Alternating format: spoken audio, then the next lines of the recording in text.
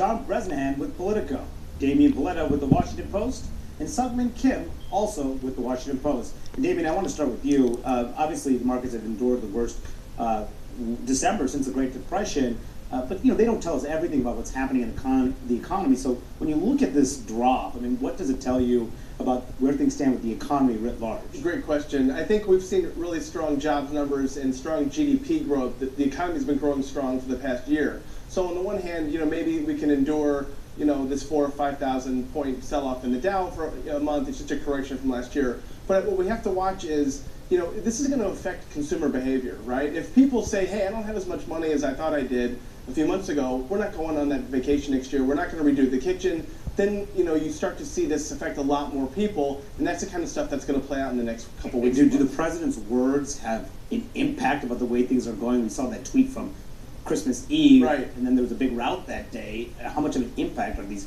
tweets having on investors' behavior? I think it's interesting. Today the market's up, and we haven't seen a tweet from the president. I think the tweets are actually hurting things. The comments from the Treasury Secretary in terms of this press release out of nowhere on Sunday made things worse as well. I think the markets just want a little bit of quiet. They want some certainty. They don't like this kind of whipsaw back and forth trade negotiation style. And I think the more quiet we get out of the White House in the near term, I think it'll help a lot. Quiet out of the White House is very difficult to do. But one thing they're also clearly trying to do today is reassure things that Jerome Powell, the Fed chairman, he's safe. This is, Kevin Hassett said, 100% guarantee he's not going anywhere. But yesterday, the president, he didn't go that far. Do you still have government reopen? Yes, I do. Very talented guy, very smart person. What about the Fed chairman? Well, we'll see. They're raising interest rates too fast. That's my opinion, but I certainly have confidence. But I think it'll straighten. They're raising interest rates too fast because they think the economy is so good. But I think that they will get it pretty soon. So we'll see. Is what the president said when he asked about the Fed chairman. How much trouble is, obviously there are questions about whether he can actually do anything to fire the Fed chairman, but Steve Mnuchin, who he blames on getting Jerome Powell in the first place, how much trouble is, from what you're hearing, Mnuchin at the moment within the administration? So you'll never see me go out to a stakeout location and say 100% I agree with President Trump, just to be clear, but it seems that the kind of floating of the discussions that were happening inside and the insane reaction that investors had has hemmed the president in a little bit for now. So I do think he's really frustrated with the situation with the markets, with the perception of what that means, of his trade policies and the shutdown and stuff, taking some of the blame for that, and so he's looking for someone to blame.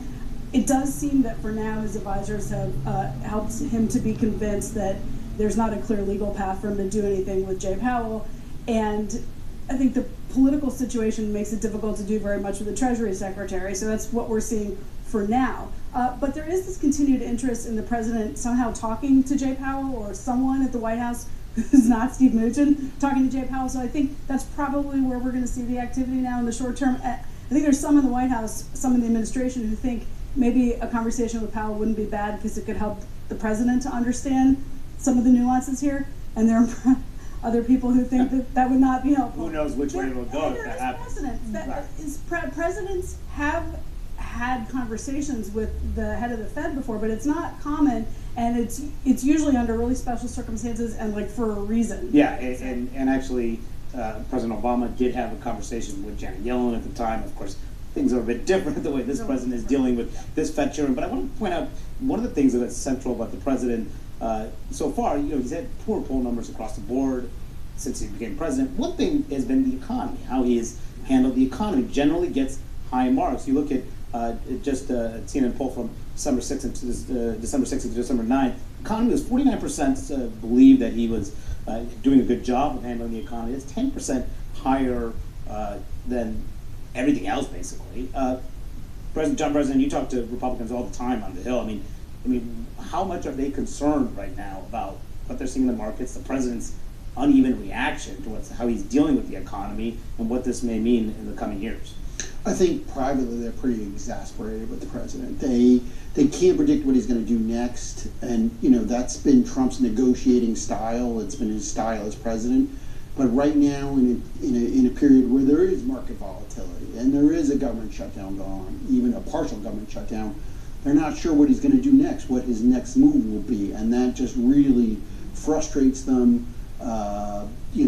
They privately, bash him, they bash the White House staff, but publicly they toe the line with the president. So, but I do think there's a lot of frustration right now. They've lost the House, they still hold the Senate, but they want to move on. They want to move away from this shutdown. They want to move on, and they're worried about the economy. Everyone right now is worried about it. They feel like it's a pivot moment right now. This is a hinge moment in Trump's presidency. And just look at how the Dow has dropped since the president took office in January 2017. A significant decline that we've seen, particularly in this last month.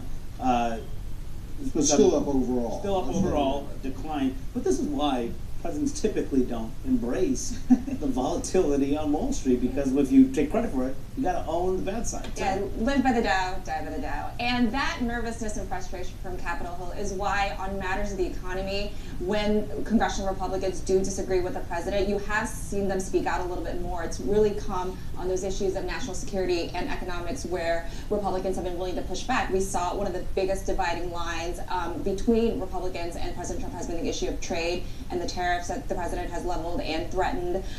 Clearly, when it comes to the Fed chairman, you're already hearing senior Republicans speak out and kind of warning the president, let the Fed stay independent, please don't mess with the chairman and whatnot, because they know that obviously Republicans want a good economy, but it's also key to Trump's political fortunes in 2020. Yeah, and Damon, Jay Powell just as well as about anybody else.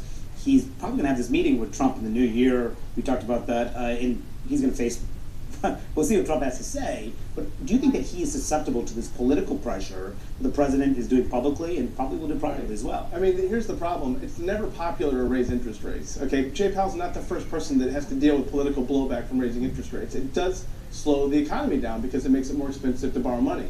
The problem that the president has created for Jay Powell, though, is now anything Jay Powell does is going to be second-guessed and look through this lens of, okay, he's not raising interest rates because Trump told him to, and now the Fed has no credibility, or he is raising interest rates to stick it to the White House, and this guy can't be trusted anymore.